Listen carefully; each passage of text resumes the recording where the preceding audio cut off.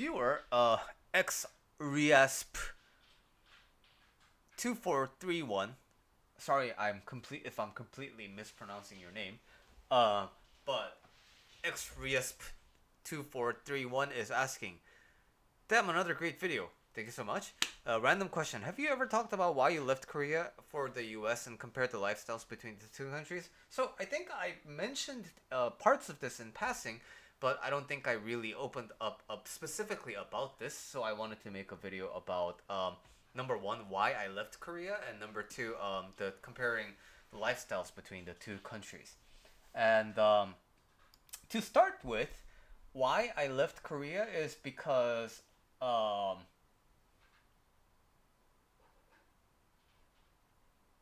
to give you the most realistic answer, I got a job offer in America, and that was pretty much it. And that job offer was from Apple, and it was like literally too good to pass, right? And so, um, but that's a secondary thing, I think, because okay, let me just tell you the whole story. I was born in Korea in the southern port city of Busan, and wow, I can't believe that the caption got it right. Yeah, it's Busan, and so since I was little, I just got the standard English education that everybody got, but I think we also had a little bit more awareness around English because why? My parents studied abroad. They spent some time in Los Angeles, and my dad got his doctoral degree in San Diego. Oh, wait, I think they started in San Diego and then they went to Los Angeles, something like that. So they spent some time in Southern California while my father was getting his doctoral degree.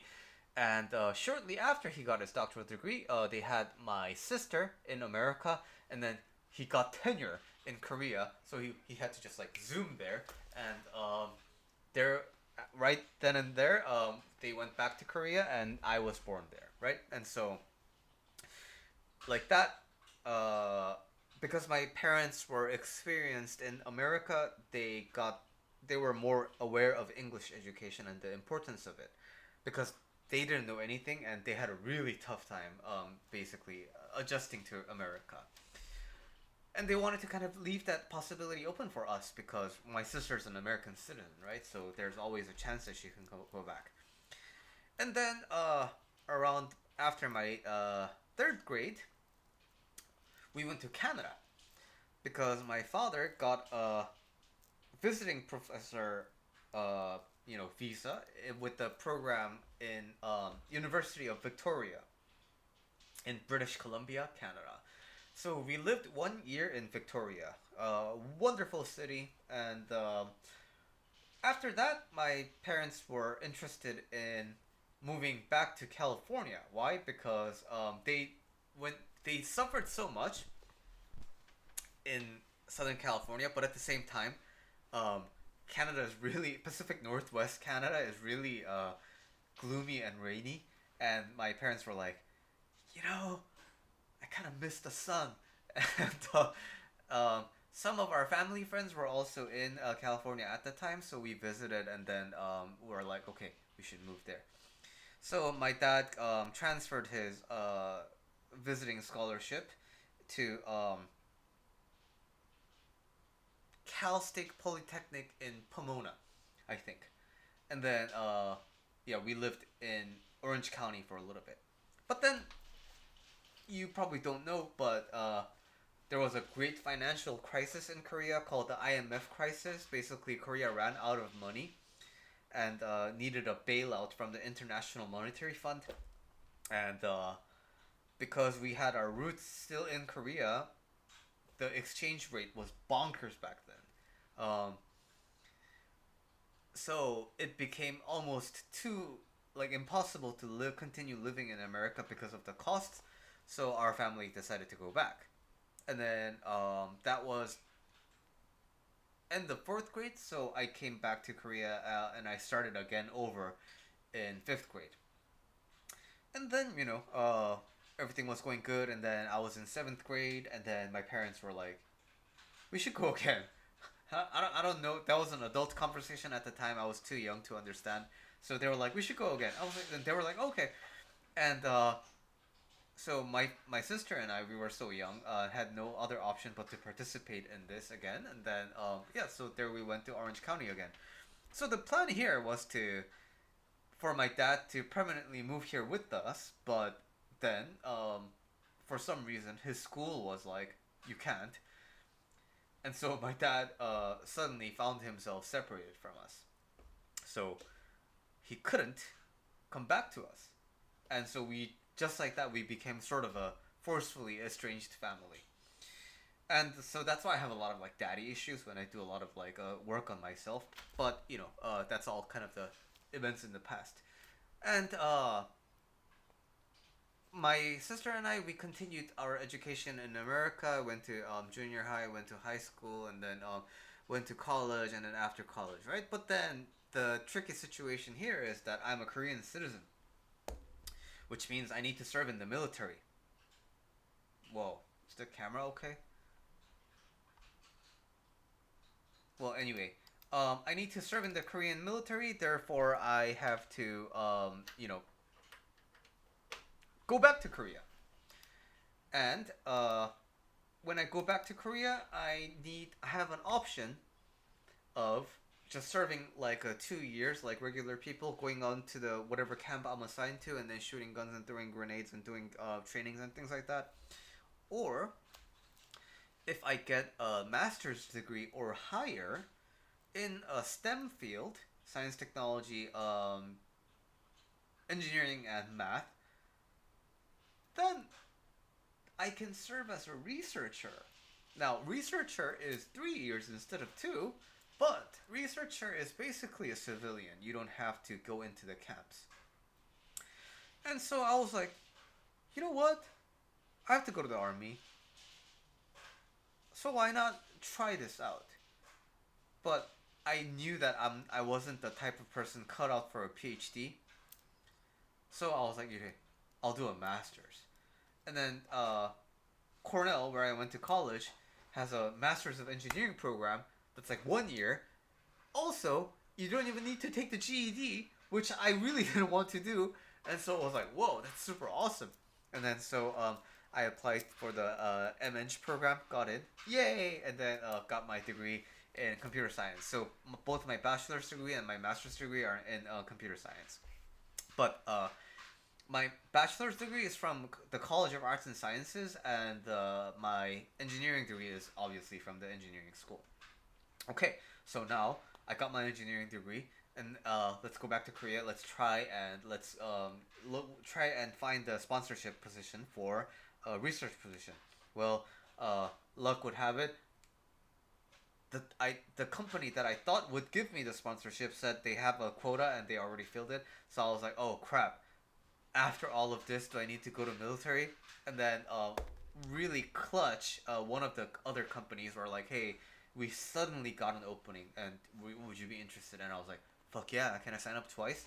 Okay, so that is how I started my adult life in Korea. And throughout my college and throughout my high school, I always hung out with Korean people because I was homesick, right? But it's not necessarily homesick for like Korea itself. I think what I really missed is the presence of my father. I wanted to be where he was because I had spent so much time away from him, um, due to circumstances out of my control. So I think throughout my time in college and throughout my time in grad school, I was always thinking of going back to Korea. And I thought I would settle there. And then I lived in Korea for 3 years and I worked there and I realized, wow, I can't do this. Um, and the primary reason for I can't do this is basically I spent my formative years in America where there's a lot of freedom, where there's a lot of individual expression, and where people really don't care about other people. Yeah, if you dress like extremely funky, you might get a glance or whatever, and but in general, people in America leave you be. And I've had internships and like jobs, part-time jobs in college. So I know what it's like to work in America in an office job, right? And then I went to Korea and then it's suddenly like really suffocating. The culture is super hierarchical.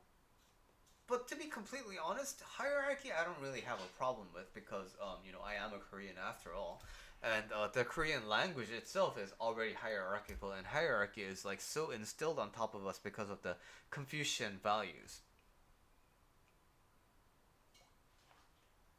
So that I didn't really have a problem with. But the problem really was the whole work culture around overtime. So in the eyes of the Korean manager, if you're not putting in overtime, you're a slacker. It doesn't matter if you're hitting all your milestones and going above. Someone who's not hitting the milestones and staying for longer than you are is likely going to be promoted. Because why? You're a slacker. You don't care about the company. You only care about the company from 9 to 5 and what kind of, you're so ungrateful. We're all happy to be here. We're all so grateful to be here that we stay after hours. And this is so ingrained in the Korean working culture that I was hitting all the milestones and like in a lot of the teams that I was in, like I was performing really well. But then, uh, guess what? You don't stay over time, therefore you're a slacker. And I get negative performance reviews, and I'm like, but the thing is, because everyone is like this except me, I can't really vent about it to anyone. I can't really complain to HR because HR is on the same boat as them, right? And so, um, thankfully, I found an opportunity to move into the research, sector, right? Like so, in my kind of like research work, there were some like I was originally assigned to like a software engineering kind of portion of the research group, and that made things more like ridiculous like that. But once I got moved into a proper research lab, um, that has a really that kind of expectation was really lowered. But at the same time, it's still the same kind of a grind, right?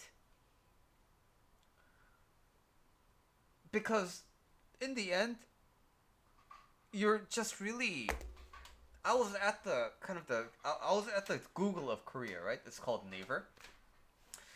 And when you're in the basically the best company in Korea, you basically have nowhere else to go. And so I stopped and thought about it. Do I want to stay in this company forever for the rest of my life, living like all the people here, with no other dreams and aspirations, with no time to really do anything else in my life, because I'm just spending all of my time here? And I think at that time I realized I can't stay here. Because why? Because I know what freedom tasted like, because I grew up in America.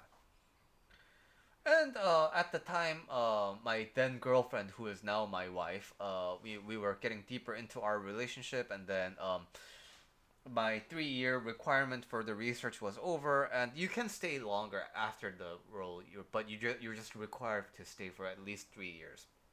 And my 3 years was coming up to an end, and so I was like, you know what? Let's look for an American job. And I happened to know someone who was working for Apple, and he was stationed in Apple Korea. And so I was like, hey, are you guys hiring? And he was like, oh, hell yeah. Like, we really need someone like you. And then so went through a round of interviews with Apple, and then thankfully got the job. Yay! All good, right? So here, I totally could have accepted the job offer and continued to operate from Apple Korea while going on business trips to Cupertino. But I was just getting tired of living in Korea. And I missed the great Californian experience, um, of having a large freeway, of the ability to look at the sky instead of buildings, and the ability to breathe in like fresh air instead of like sand dust blowing over from China, and there were really great things about living in Korea. And to be completely honest with you, I think all those great things about living in Korea is all related to my wife. So all the good things in Korea are about living about like doing things with my wife. So I was like, okay, then if I go to America with her, then there would be no reason to miss Korea, right? And I'm happy to say that has been the case. I don't miss Korea at all. Um, my parents come visit me if they want to see me, but then I never really visit Korea. I went once for like a tech conference and I was a speaker, but outside of that, I don't really visit Korea. I don't really miss it. Why? So this comes to the second portion of your question, like comparing the lifestyles between the two countries. Korea is a land of rules, and it's not explicit rules. It's a land of implicit rules. And my wife did extensive research about this, and this phenomenon is called the closed society and the open society. So you know how even in America, when you're from a small town, everyone knows about everyone's business because everyone gossips and like everything like that. So basically, the entire country of Korea is like that. It doesn't matter which city you're in. It doesn't matter which town you're in. It doesn't matter which province you're in. It doesn't matter which company you work at. Like entire society is always looking at other people, always looking for what is the standard. Am I caught up or am I behind? Am I too out of place? Am I conforming? And that, to the American mind, is just overwhelming. It's just really inconvenient to live. So, for example, like when I go out to take out the trash, I'm in my PJs. Because why? This is America. I can do whatever I want. But now I'm in Korea and my dad's like, son, can you take out the trash? And I was like, yeah. And I was wearing my PJs and I was gonna go outside and he's like, no, you gotta change. I'm like, why? He's like, this is Korea. I'm like, what does that mean? It's like, well, we have to look out for how other people will perceive us. And I'm like, why is my wearing pajamas gonna impact them in a negative way? And then my dad couldn't really explain, other than the fact that it was Korea. And it became kind of a meme in our house. So, that's that kind of social pressure, right? So whenever you have to go outside, you have to think and care about these really smallest of the smaller things. And when those accumulate, it slowly starts to drive you like absolutely crazy. And that's what I really grew to dislike about living in Korea. And Korea is a small country, but if the population was evenly distributed in that small land, I think it will be a little bit more bearable for me. But the 90% of the population is in like one small pocket of the country called Seoul and its surrounding satellite cities. And so that makes a lot of traffic congestion, that makes the population density just kind of insane.